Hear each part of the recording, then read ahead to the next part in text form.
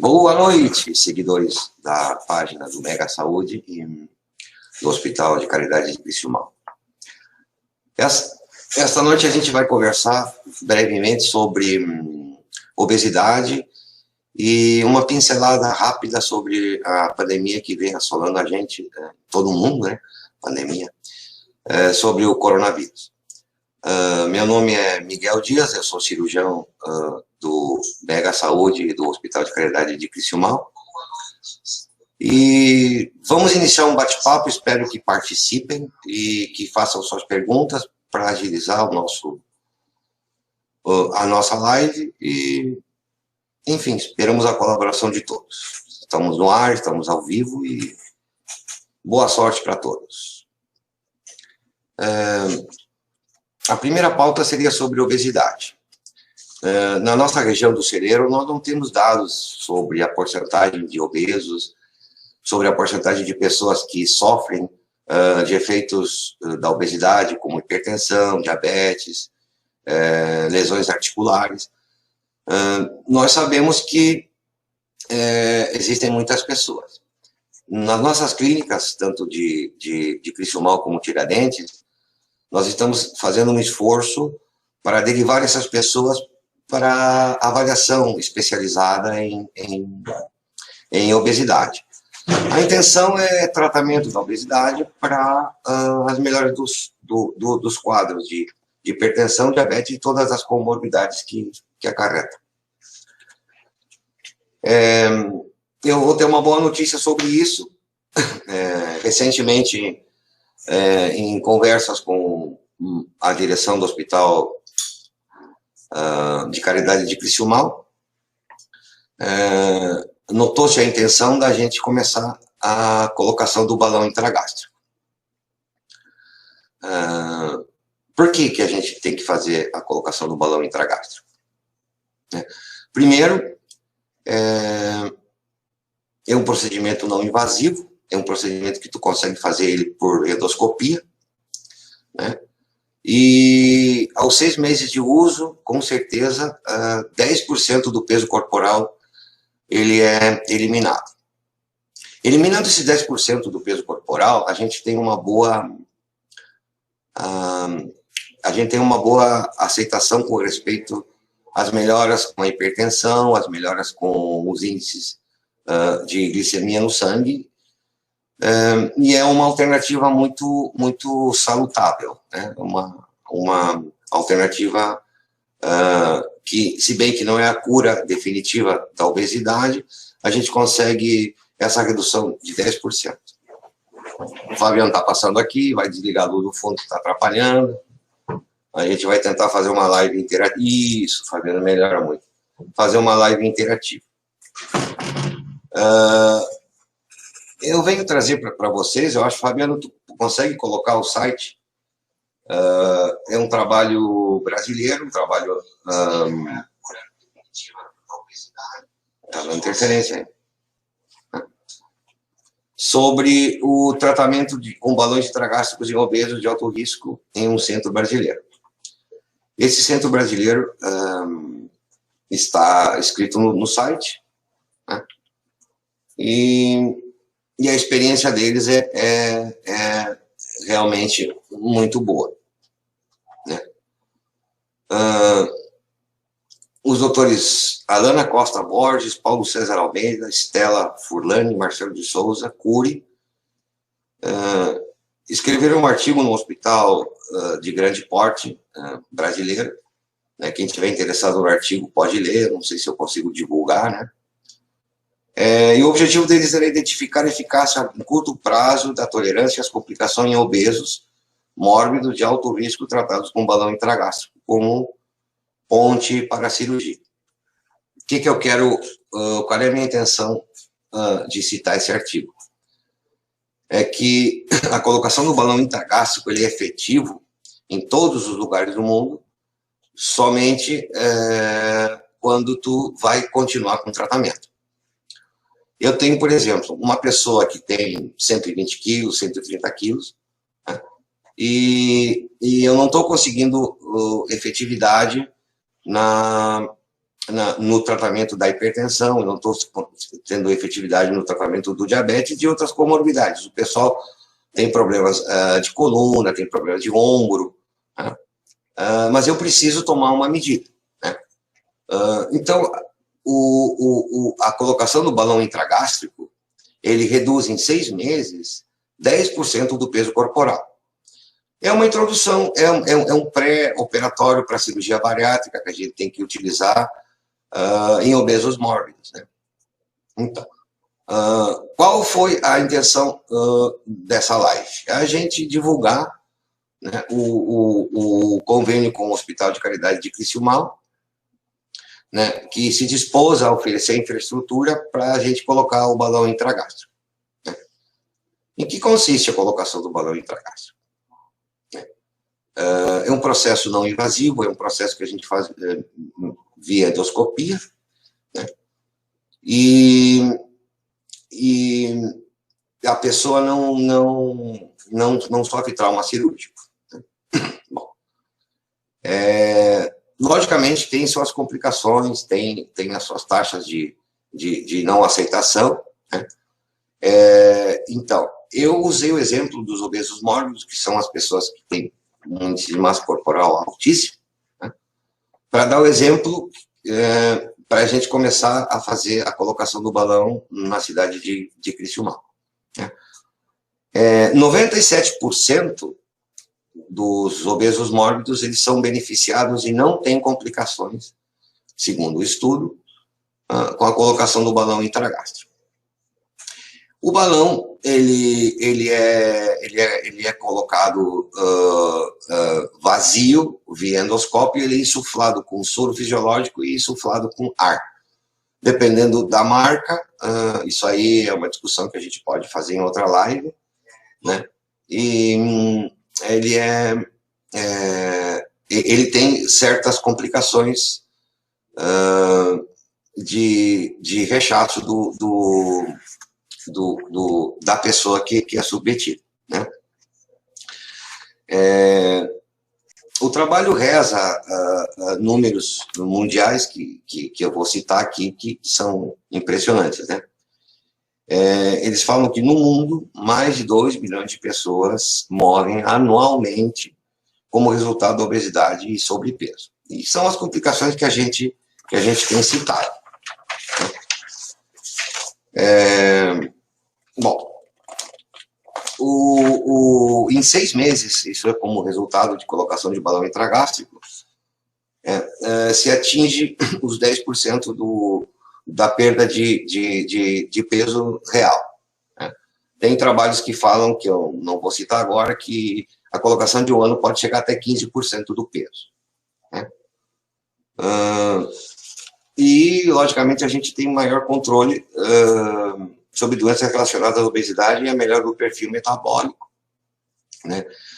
Com um aumento compensatório, sem um aumento compensatório dos hormônios do apetite, que são os hormônios da fome.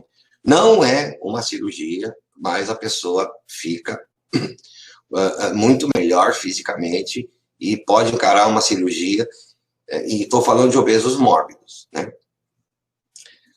Logicamente que tem algumas complicações. As complicações mais temidas são a perfuração do estômago, que pode acontecer em 0,07% dos casos, né, e uma obstrução intestinal, que pode acontecer também em 0,05% dos casos. Nesses casos, é uma situação onde a gente está acostumado a manejar como cirurgião e a gente resolve essa complicação, só que a pessoa não pode usar mais balão, né?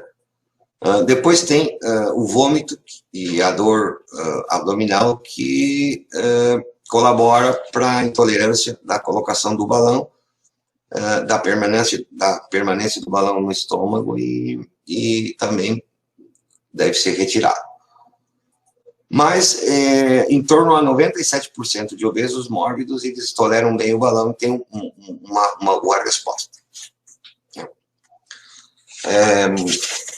A nossa proposta né, iniciar os trabalhos com pessoas que têm um índice de massa corporal que não caracterize obesos, né, mórbidos, né, tentar reduzir entre 10% e 15% o peso corporal da pessoa. A gente vai fazer uma entrevista, vamos conversar com as pessoas, né, e terminar o tratamento, que pode ser de 6 meses a 1 ano, né, seguindo as orientações com equipes multidisciplinares. A gente vai pedir interconsulta com professores de educação física para exercício,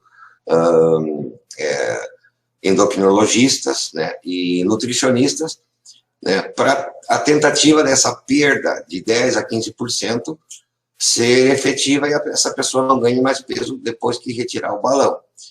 Né? O nosso trabalho, obviamente, não vai ser com obesos mórbidos, porque a gente não está preparando para cirurgia, não temos estrutura para fazer cirurgia bariátrica no momento.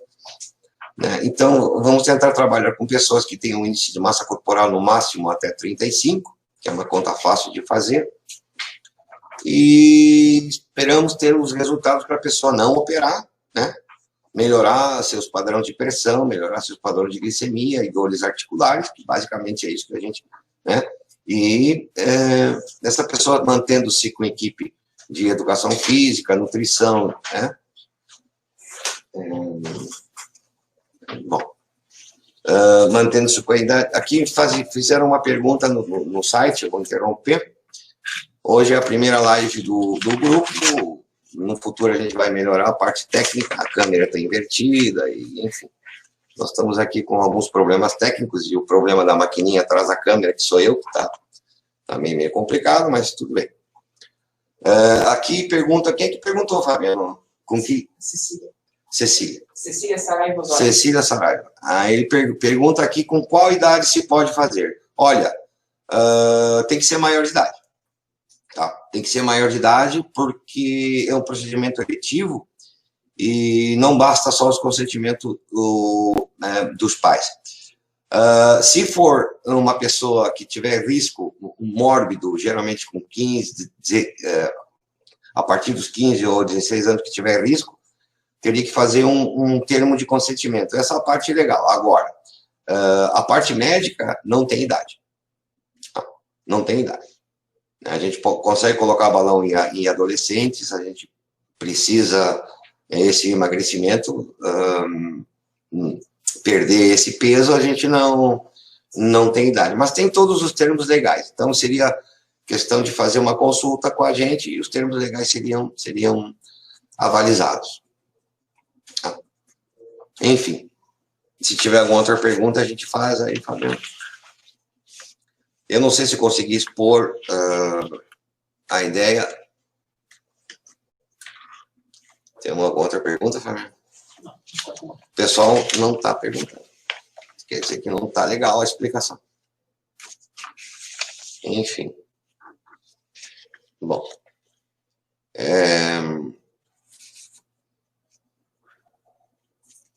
Eu vou aproveitar para fazer o gancho, então. Será que a gente pode passar já para outro assunto, Fabiano? Pode. Podemos passar. Não sei se tem algum comentário também, eu não tenho acesso aqui. Bom, eu vou resumir essa parte. A ideia dessa primeira parte sobre obesidade é a informação de que o Hospital de Caridade Criciúmal, em convênio comigo e com a clínica a Mega Saúde de Tiradentes, inicia o processo de colocação de balão intragástrico via endoscopia para pacientes com índice de massa corporal até 35, que não são obesos mórbidos, são excesso de peso ou obesos, com a intenção de, em 6 meses, perderem entre 10% e 15% do peso corporal para fazer uma educação alimentar, uma educação de educação física e nutricional, né? Alimentar e nutricional, acho que eu falei as duas coisas. E de exercícios, né? Não entendi aqui, Fábio. Com 1,67 de altura, 95 quilos pode fazer Sandra Regina. O cálculo é o quadrado da altura dividido, o peso dividido o quadrado da altura. Tu faz a conta aí, Fabiano, que eu tô sem cérebro. 90, tu vê 1,67 ao quadrado, né? Aí tu guarda esse número, aí tu pega 95 e divide entre o valor que deu 1,67 ao quadrado.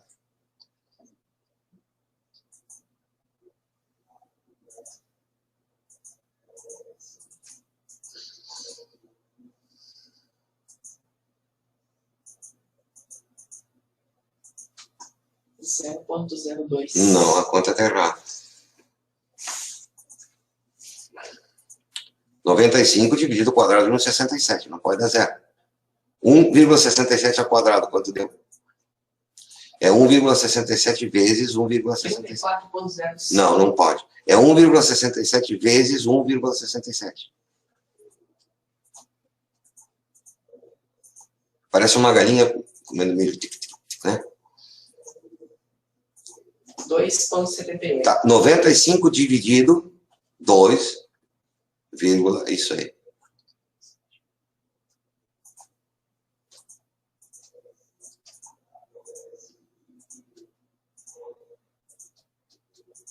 $34,17. 34,17. Isso aí é indicação de colocar o balão intragástrico. Por quê? O índice de massa corporal é o cálculo que todo mundo conhece, não é o melhor cálculo do mundo, tá? Mas é o cálculo basado entre peso e altura. Então, tu tem que pegar o quadrado da altura e dividi-lo ao peso. Tem umas classificações que são padrões em todo mundo, também não são as melhores do mundo. Então, tu tem do número 19 até o 30. 19 é uma pessoa magra, entre 20 e 25 é uma pessoa da média normal esperada, porque a média da população mundial mudou. Tá? Entre 26 e 30 é sobrepeso. Tá? A partir dos 30 até 35 é obeso, lamentavelmente. E acima de 36 até 40, aí começa a obesidade mórbida. Sandra Regina, tu estás na faixa dos obesos. Então, tem indicação de perder pelo menos 10 a 15% de peso.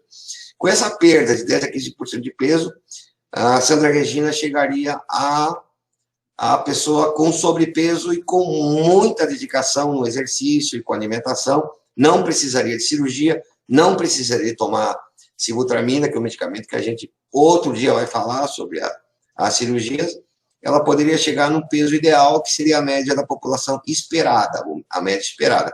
Com essa média esperada, né, é só manter, ter força de vontade, manter, que nunca vai precisar fazer cirurgia, não vai ter hipertensão por essa causa, não vai ter diabetes, não vai ter problemas articulares, que basicamente é isso. Logicamente que a hipertensão leva à lesão cardíaca, a lesão cardíaca pode levar ao infarto, insuficiência cardíaca. A obesidade é aquela história, gente, o Lucas, o nosso motorista preferido, né? De Criciúma, quem conhece o Lucas, conhece todo mundo, né? O Lucas dirige carreta, ele carrega erva mate por todo o país, enfim. Eu falo para o Lucas, tu é caminhoneiro, tu conhece bem de carreta, tu não vai dirigir a tua carreta com motor de Fusca, né? Obviamente não. Eu não estou tirando sarro, gente, mas é como que a gente tivesse uma carreta com motor de um Fusca. Não aguenta, o coração não aguenta, né? É uma coisa que a gente teria que se conscientizar. Eu sei que é uma doença, a obesidade é uma doença, a gente teria que tratá-la, a gente teria que ter os mecanismos, né? O pontapé inicial, né, da nossa região seria ter esse serviço. Logicamente que a gente mira mais, a gente quer montar uma unidade de terapia intensiva, a gente quer montar uma cirurgia bariátrica aqui, a gente quer o apoio público para custear, né? A gente quer o apoio público para custear e a gente teria que lutar por isso. Na próxima live sobre o assunto, eu vou vir com os números. Hoje a gente não estava muito preparado, não. A gente fez porque o hospital teve a iniciativa de oferecer para nós a infraestrutura da endoscopia para colocação de balão, e eu acho que a gente deveria anunciar isso para a população para se interessar, mesmo, porque é uma vantagem muito boa.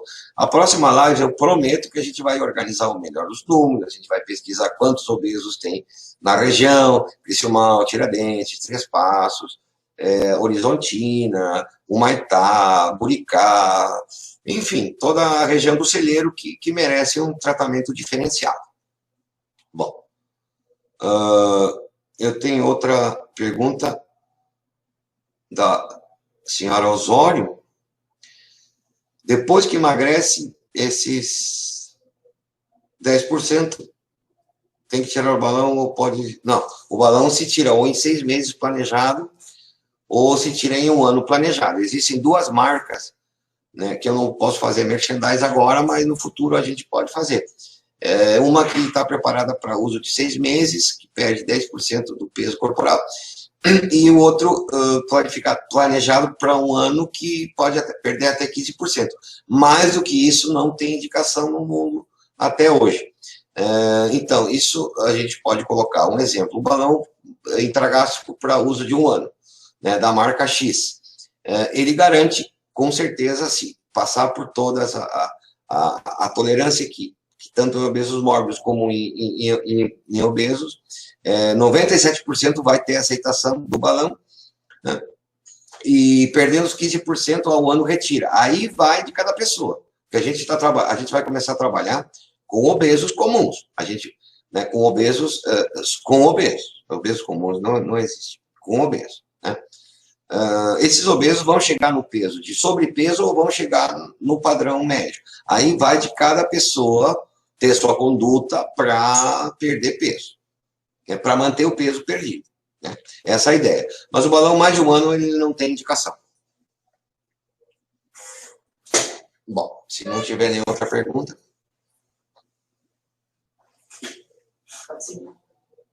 Bom, mas eu vou emendar o assunto do obeso com o assunto do coronavírus, tá? É uma coisa sucinta de 5 minutos para encerrar a live. E é o início, a nossa primeira live com vocês e acredito eu que tem seus defeitos, suas falhas, né? Como toda primeira vez, né? Mas a gente está tentando, né, essa comunicação. Eu tenho acompanhado que aqui na região a gente não tem sistema de infectologia, né? Não, nós não temos, né? Então a gente depende de grandes centros, como Porto Alegre, Passo Fundo, né? E, enfim, são os grandes centros que têm trabalhos próprios, têm pesquisa. E Juí é uma cidade que tem recurso, Santa Rosa também, só que não tem trabalho de pesquisa, não tem trabalho sobre o tratamento de doenças infecciosas, muito menos na pandemia, mas eles seguem protocolos tanto de Passo Fundo quanto de Porto Alegre. Para pegar o gancho, né, o exemplo que eu estou seguindo são das universidades grandes, porque cidades que têm universidades têm trabalho de pesquisa e trabalham muito sério no assunto de confeccionar protocolos para nossa proteção, né? A região do Celeiro, lamentavelmente, não tem pesquisa e segue cada cidade, cada secretaria de saúde, cada hospital segue protocolos pré-formados, feitos por outras pessoas, com os resultados delas, e que é a alternativa, né? É a alternativa que tem, não estou fazendo crítica, também não estou falando que sejam os melhores protocolos do mundo, porque nessa pandemia está todo mundo perdido, né? Os obesos, né? Os obesos mórbidos e os obesos são as vítimas que estão morrendo mais nessa pandemia. Estão morrendo, o grupo de risco que está morrendo mais. São números mundiais. O Brasil tem números que são da gente perder o fôlego, né? Porque são números, por exemplo, de cada 10 gestantes que morrem por coronavírus no mundo, 8 são brasileiras. É um número que a gente não entende. A gente tem que assimilar esse número, né? Enfim, independentemente de protocolos e independentemente de cidades, né? Eu só vou fazer uma pequena resenha do que eu acho certo para proteger a nossa população. É a minha opinião. Eu sou ex-aluno da Universidade de São Paulo, eu fiz a minha pós-graduação, o meu mestrado eu fiz USP Ribeirão Preto, e a minha formação como endoscopista, colonoscopista e intervencionista via endoscópio, como colangio e outras atividades também eu fiz em Ribeirão Preto, na Universidade de São Paulo. Eu acho que é uma referência para a América Latina com respeito aos tratamentos. É um grupo que estuda muito, um grupo que publica muito e um grupo que é reconhecido, né? Não é o reconhecimento local, é o reconhecimento mundial, tá? E eu queria contribuir um pouco, né, sobre o que estão fazendo a nível de USP São Paulo, né, tanto capital quanto Ribeirão Preto, que são os marcos, né, as referências, né, sobre o tratamento de coronavírus no Brasil, e que teriam que ser seguidos, na minha opinião, volto a repetir. E também eu vou citar, né, que eu vou dar os dados, depois, Fabiano, de repente a gente coloca o site, né, o doutor Marcos Caseiro, que ele trabalha em Santos, que ele foi da linha de combate, da linha de frente, quando chegou o HIV, SIDA, AIDS, no Brasil, eles conseguiram ter um bom trabalho, e eles estão fazendo um trabalho excelente sobre o coronavírus, né, a nível de Brasil, e olha, o grupo é parecido com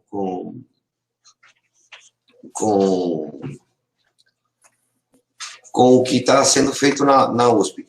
Chegou uma pergunta atrasada sobre a colocação do balão, mas eu vou responder depois que eu terminar a minha explanação sucinta sobre o coronavírus.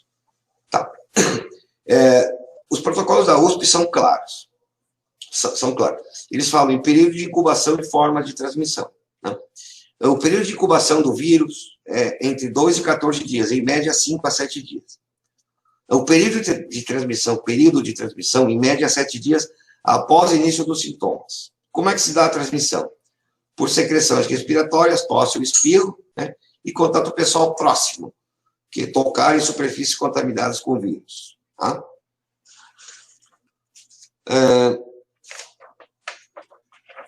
Isso aí eu não vou me explanar, porque é uma coisa sucinta e todo mundo sabe do que eu estou falando. Bom, o que a gente tem que fazer com o caso provável? Outra pergunta sobre... De novo. Sim. Bom, continuando aqui, a gente está meio desorganizado mesmo. Né?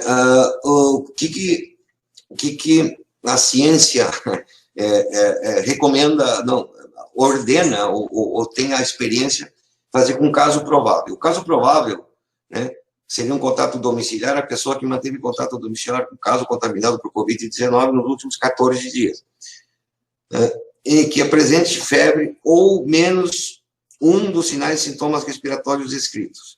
Quais são os sinais respiratórios? Né? Febre, pelo menos um ou dois sinais e sintomas respiratórios descritos acima estará. Me perdi. Aqui está. Perdão. Situação 1 de caso suspeito. Pessoa que apresente febre, pelo menos um dos sinais e sintomas respiratórios. Tosse, dificuldade para respirar, produção de escarro, congestão nasal ou conjuntival, disfagia, odinofagia, coriza, a saturação de oxigênio abaixo de 95%, cianose, batimento de asa do nariz, tiragem intercostal e dispneia. São os sintomas clássicos de uma gripe, são os sintomas clássicos de uma infecção respiratória. Mas isso aí já é um caso de alarme.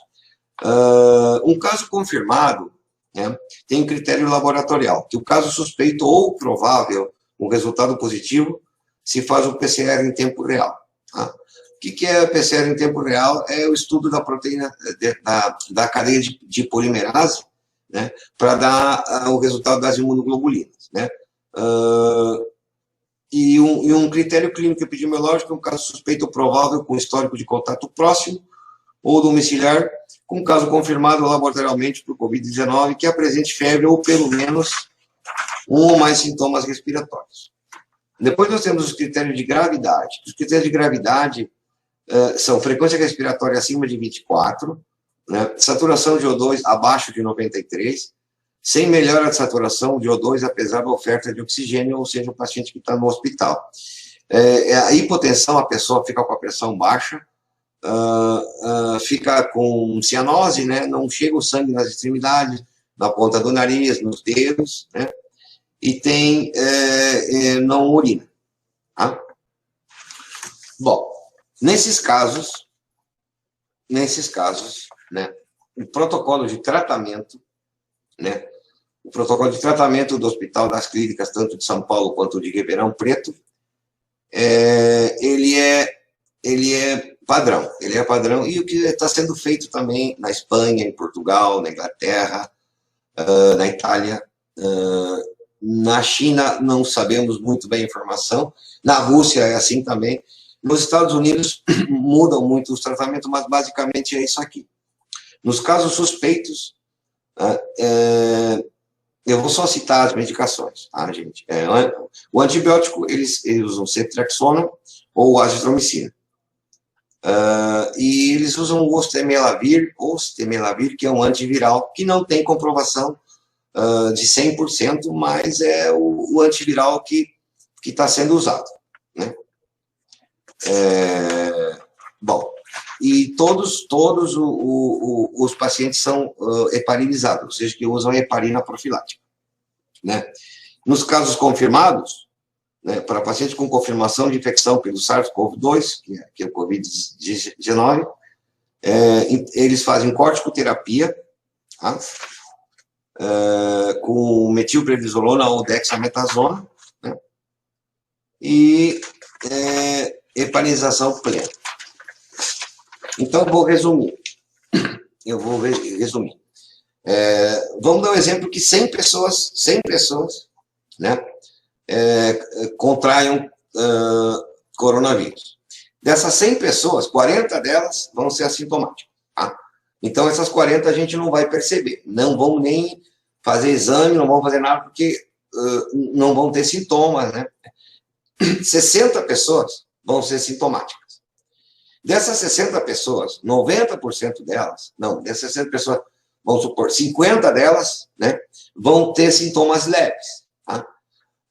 Com esses sintomas leves, a gente vai fazer o teste, que tem que ser, como a gente falou aqui até o 14º dia, tem que fazer pelo nariz, tá? É o único que dá resultado positivo. Esse teste que é o PCR pelo nariz, tá? E se confirmar positivo, né, a medicação é sintomática. Tá? Não existe padrão mundial aceito de uma medicação não sintomática. A medicação sintomática. Tá? Se a pessoa tiver... e essa medicação sintomática se resume a azitromicina, a um antiviral, né, e um antitérmico.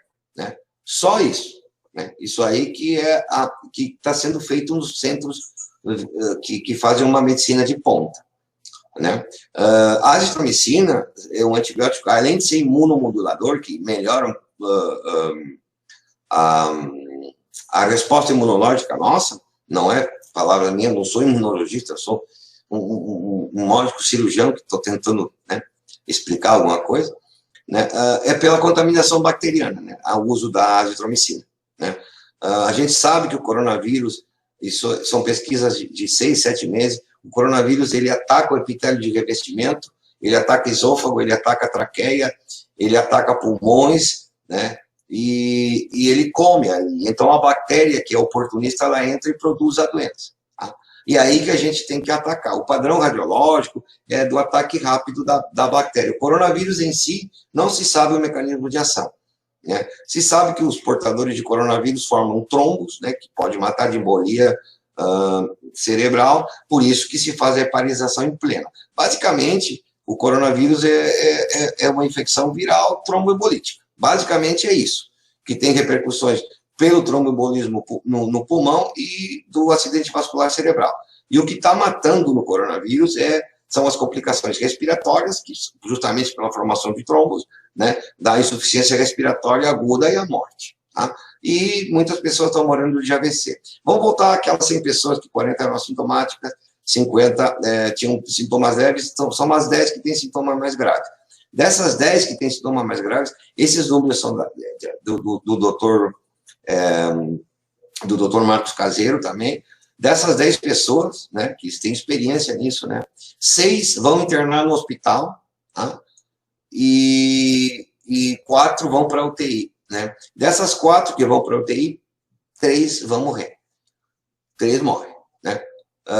E essa uma pessoa está se salvando, essa pessoa se salva. Logicamente que vai ter sequelas, né? Formação de fungos, uma insuficiência respiratória grave, né? Mas são os números. Depois tem essas outras 5 pessoas que podem ir para a UTI, não em estado grave, mas para evitar esse estado grave, elas são internadas em UTI. São números, não são meus, eu não me dedico a isso, né? Mas eu estou só informando. E o tratamento continua sendo o mesmo, heparinização plena, uso de corticoides e antibióticos para infecção secundária. Tá, gente? Eu fiquei meio atrapalhado aí, porque são assuntos que eu só queria informar, esperando perguntas de vocês, né? A nossa primeira live na pandemia, né? E eu só queria fazer uma cotação, uma publicação da Fiocruz, que é a Fundação Oswaldo Cruz, né? Eles fizeram uma nota técnica sobre o Covid-19, falando sobre a cloroquina, né?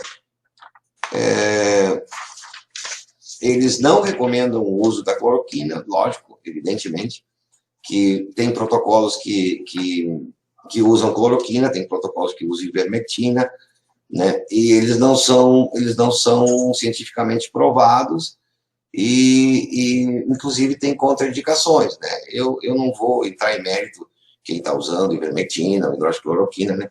Eu só vou citar algumas complicações da cloroquina comprovadas pelo Instituto Fiocruz, que é da Fundação Oswaldo Cruz, que inclusive depende, né, do Ministério da Saúde, né? É um órgão federal e que tem pesquisas próprias e que tem suas próprias conclusões, né? É só para fazer uma cotação, né, que... Outra perguntinha. Quem perguntou isso aqui? Enfim. Bom. Agora me perdi nas minhas... Bom, o mais importante que eu queria falar aqui sobre a cloroquina é que a dose terapêutica da cloroquina, que é usada para doenças reumáticas, né, lúpus e outras doenças, né, é que a dose terapêutica, né, é 25 miligramas quilo peso, né, e a dose tóxica são 30 miligramas quilo. Tá? Ou seja, que tu tem uma margem de 5 miligramas para ter uma dose tóxica. O que o Fiocruz fala sobre a dose tóxica? Eu vou ler literalmente, né? Ele fala assim: o envenenamento agudo é extremamente perigoso e pode levar à morte em poucas horas. Ocorre mais frequentemente quando a cloroquina é administrada muito rapidamente por via parenteral. As manifestações clínicas estão relacionadas com sintomas cardiovasculares, hipotensão, vasodilatação, arritmia cardíaca e parada cardíaca irreversível, ou do sistema nervoso central, confusão, convulsões e coma. Por essa razão, quando utilizada por via endovenosa, a cloroquina deve ser administrada em diluição e lentamente durante menos de 4 horas de acompanhamento rigoroso. Tá?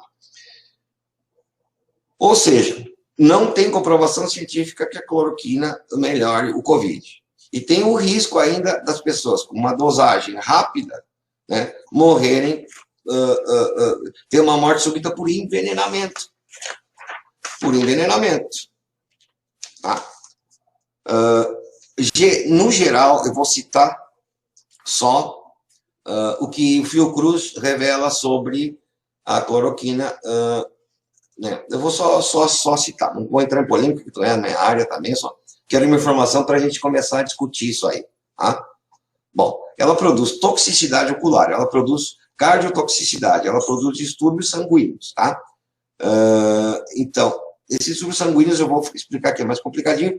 Hemólise, ou seja, leucopenia, anemia, aplasia, trombocitopenia, granulocitose irreversível, né? Mas em casos graves é complicado. Bom, tem efeitos dermatológicos, tem sintomas gastrointestinais, tem sintomas neurológicos, tem sintomas neuromusculares, tem sintomas psiquiátricos, inclusive. Tá? Tem sintomas psiquiátricos. Né? Bom, e para encerrar, a Fiocruz revela para a gente também que o uso concomitante de cloroquina com os seguintes medicamentos não é permitido.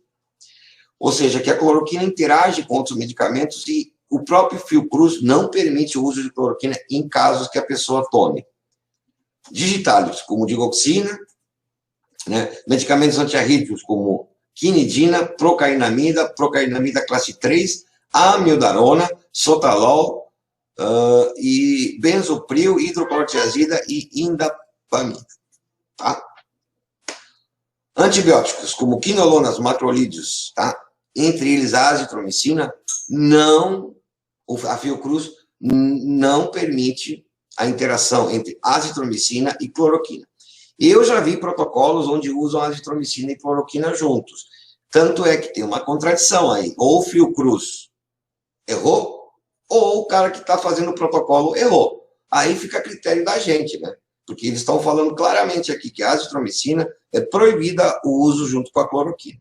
Agora, tem que consultar o Fiocruz, eu só estou informando. E tem que consultar o cara que está, a entidade, perdão, que está promovendo esse protocolo. Tá bom? Outra interação que é proibida pelos estudos da Fiocruz são fármacos do sistema nervoso central. A metadona, antidepressivos tricíclicos, que eu acho que muita gente toma, né? A amitriptilina, imipramina, doxemina, clomipramida, né? Citalopram também, são medicamentos que interagem com a cloroquina e que podem levar à morte súbita, né? Isso aqui são palavras do Fiocruz. Também medicamentos de uso gastrointestinal, como domperidona, né? E cisaprida, ondansetrona também são medicamentos que não podem ser usados com cloroquina. Enfim, tem trabalhos, tem gente que está usando cloroquina para a pandemia de coronavírus. Isso fica a critério de cada pessoa, né? Cada informação, né? E cada protocolo. Eu não estou criticando protocolos, eu só estou passando o protocolo da maior universidade da América Latina, que é a USP, do maior centro de infectologia do Brasil, que é o Emílio Ribas, né? E essas pessoas aqui, elas estão trabalhando sério, são pessoas muito responsáveis, e que eles me orientam, eles teriam que orientar o país. Enfim, gente, eu já não vou falar mais sobre a pandemia, acho que não teve muita pergunta, né? Bom, aqui, ou seja, não é eficaz e eficiente o quê? Eu não entendi. A pergunta do senhor Rafael. Eu não entendi. O que é, ou seja, não é eficaz nem eficiente o quê? Fabiana, o que não é eficaz nem eficiente? Acredito que seja da hidroxicloroquina. Não, a cloroquina não é nem eficaz e nem eficiente. A cloroquina, ela é uma droga para tratar, no início da década de 40, no Brasil, se utilizou para tratar malária, tá? Malária, e hoje se sabe que tem efeitos para tratar doenças reumáticas, né? Ou doenças autoimunes, em doses pequenas e super controladas, porque ela produz todos esses para-efeitos. Numa pandemia, né, que tu tem que usar medicamento por 3, 4, 5 meses, até que esses dias morreu uma médica de 29 anos, há 30 dias internada na UTI, uma médica da região de Uberaba, morreu no Mato Grosso, 29 anos, tá? E teve 30 dias internada na UTI. O mínimo em estudos experimentais, que está na rede, a gente pode passar o site, se vocês estiverem interessados, eu passo o site. O mínimo que se pode usar a cloroquina, o mínimo são 20 dias, e com doses muito baixas. Então, repito, a cloroquina não é eficaz, não é eficiente e produz para-efeitos. Né? Produz para-efeitos. Né? Arritmias cardíacas é o mais importante, né? E outros para-efeitos que o Fiocruz já relatou e que eu acredito que uma pessoa consciente e uma pessoa que procura informação, né, deveria se preocupar por isso. Tá? Não quero me estender mais, porque eu sei que existem protocolos de uso de hidroxicloroquina e de ivermectina, que eu não vou entrar em detalhes, que é um medicamento para parasita, né? Que não se sabe por que estão usando até agora, não tem estudo nenhum também. Tá? Só para concluir, a Organização Mundial da Saúde não recomenda o uso de nenhum desses dois medicamentos. Bom, então. Bom, aqui tem outra pergunta sobre o coronavírus e o teste. O teste, não entendo a letra, Fabiana. O teste de sangue não é viável? Não, o teste de sangue não é viável. O teste de sangue... O PCR. O negócio é PCR. Não se usa mais o exame de sangue, e o PCR é o único exame, porque ele mede as imunoglobulinas, né? E são o único parâmetro que a gente tem. Uma pessoa está com vírus em agudo ou contraiu o vírus. Tem que esperar os 14 dias, né? Pode-se fazer um teste rápido para ver se entra em teste rápido, que eu falo, perdão, eu me expressei mal. Pode fazer o PCR antes dos 14 dias, porque pode ter um vírus em agudo, né? Mas o teste de sangue, ele não é parâmetro para nada. Eu acho que perderam, na minha opinião, perderam dinheiro, tá? Tem que investir em exame de PCR, que é o único que existe, né? Também se faz esses exames para hepatite, se faz para HIV, porque esses testes rápidos do HIV, eles funcionam porque tem muitos anos de pesquisa. Esse do coronavírus, ele não funciona. Tá, joia? Aqui tem um outro comentário, hidroxicloroquina de jeito nenhum, né? Eu não sei quem que fez esse comentário. Olha, se me derem hidroxicloroquina, a força eu vou cuspir. Tá? Eu não quero isso aí. Tá? Que isso aí não tem comprovação nenhuma. Tá? E não sei qual é o critério. Tem estudos que estão tentando... Bom, tem um estudo brasileiro que foi suspenso. Eu vou dar os dados até na próxima live. Tem um estudo brasileiro que foi suspenso, que estava morrendo gente usando hidroxicloroquina. Tá? Não, estudos sérios de países sérios não usam hidroxicloroquina. Não usam. Né? A medicina séria não vai usar hidroxicloroquina. Animais experimentais, né, esse foi um estudo inglês, animais ratos, né, usando azitromicina e hidroxicloroquina, morreram todos. Também, se alguém tiver interesse, eu passo o site do trabalho. Tá? Tem muitos trabalhos que estão mentindo e estão voltando atrás. Tá? Não sei se tem algum interesse comercial nisso, não é minha função. Eu entrei aqui para falar de obesidade, eu fiz o gancho com que o obeso está tendo, um grande, a obesidade é um grande fator de risco para complicar com o coronavírus, e foi um assunto levando o outro, e o pessoal começou a fazer perguntas e a gente está respondendo. Eu acho que deu, Fabiano, porque eu não estou tendo muita... Ninguém perguntou do ozônio, né? Também. Então, a gente está com pouco público, né? Se alguém tiver alguma pergunta, pode interagir. Pode interagir. Né? Tranquilo, que a gente está à disposição. Fabiano tem folha limpa aqui, ó. Você vê aqui, não tá... Eu acho que a gente está com pouco público, né? Também. Mas a gente vai ter mais, né? 48 minutos de live já, com muita enrolação. E, enfim, a gente esperava um pouco mais de participação, porque as informações nossas são informações científicas confirmadas, né? E a gente precisa das dúvidas das pessoas para tornar a live mais interessante. Enfim, se não tiver nenhuma pergunta, a gente encerra. Bom, tem uma aqui. Vamos lá.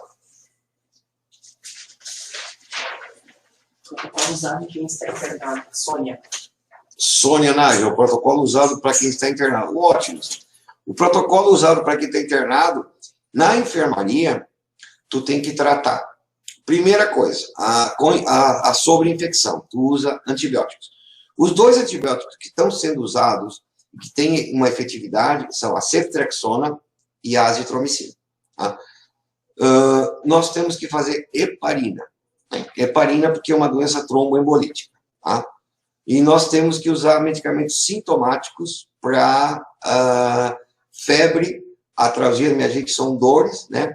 E usar um oxigênio terapêutico para a falta de ar abaixo de 95 de saturação. Esse é o tratamento na enfermaria. Na UTI, são os mesmos antibióticos. Tá?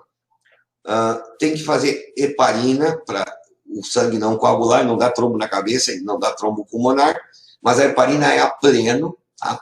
Tem que heparinizar essa pessoa com a dose máxima de heparina, que não seja tóxica, né? Que não dê uma hemorragia, e os corticoides.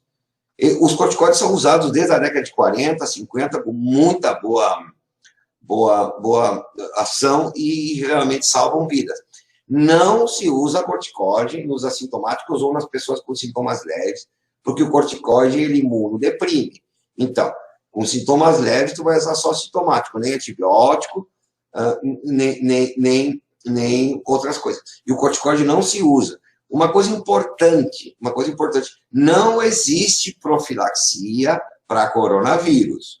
Tu pode tomar cocô que tu não vai melhorar, tá? É a mesma coisa de pedir profilaxia para HIV. Então, uma coisa que eu fico bravo até, né? Porque como é que tu vai fazer profilaxia contra o vírus? Tu tem, por exemplo, o HIV, tu tem hepatite B. Hepatite B tu tem vacina, mas não é profilaxia, é bem diferente. Tu tem formação de anticorpo por vacina. Eu vou dar um exemplo bem chulo, porque a gente tem que falar a língua da população mesmo, né? Então, inventaram para fulano que ele tomou, vamos supor, um remédio que ninguém conhece, tipo hidroxicloroquina, que ninguém conhece. Eu vou tomar hidroxicloroquina para ser profilático, para prevenir o HIV. Com isso, eu vou transar com 10 mulheres, 5 homens, 10 cachorros, aí eu não vou pegar AIDS, porque hidroxicloroquina é profilático. Não existe profilaxia, né? Tu tem a contaminação, né? Tu é sintomático para o vírus, a doença te pega se tu não tiver anticorpos. Como é que tu adquire anticorpos? 40% da população do mundo tem os seus anticorpos e não pega a doença. 60% não tem e vão pegar. Com a vacina vai melhorar muito, porque esses 60% vão ficar imunizados, né? Então, 30%, 40% deles não vão pegar. Mais 20%, eu não sei os números, mas uns 20%, calculo eu, que vão ser sintomáticos para coronavírus. Aconteceu recentemente com a gripe H1N1, que teve 6, 7 mutações, que começou no México com os porcos e que asolou o mundo, que a gente ficou apavorado. Então, a vacina veio e foi um benefício para a humanidade. Desculpem a exaltação, mas a gente fica meio bravo, às vezes, com o negócio de profilaxia. Não existe profilaxia para infecção viral. Hã? Tá. E o que eu faço aqui? Aqui, o Valdeci Machado, um grande abraço. Valdeci Machado é o músico um dos maiores grupos do Rio Grande do Sul, que é o Danúbio Azul, né? Ah, não, ele tocou no Danúbio Azul. É trompetista do Danúbio Azul. Grande abraço, Valdeci. Obrigado por acompanhar a gente. Né? A gente tem acompanhado o Danúbio Azul bastante também, um dos melhores grupos mesmo. Né? Ele está em Pato Branco, Paraná. Grande abraço, Valdeci Machado. Obrigado por acompanhar a gente. Enfim, se não tiverem mais perguntas, a gente encerra a live por hoje. Esperamos as repercussões negativas ou positivas e a gente está aqui às ordens. Semana que vem, sexta-feira, mais ou menos nesse mesmo horário, nós entraremos no ar novamente. Muito obrigado pela audiência, um beijo a todos. Se alguém tiver um assunto, né? Sim, a nossa pauta vai voltar com a obesidade, né? E se tiver alguma dúvida sobre coronavírus, a gente tira com literatura, com consciência, né? E com consciência. Um abraço a todos. Um cumprimento aí, Fabiano, para todo mundo.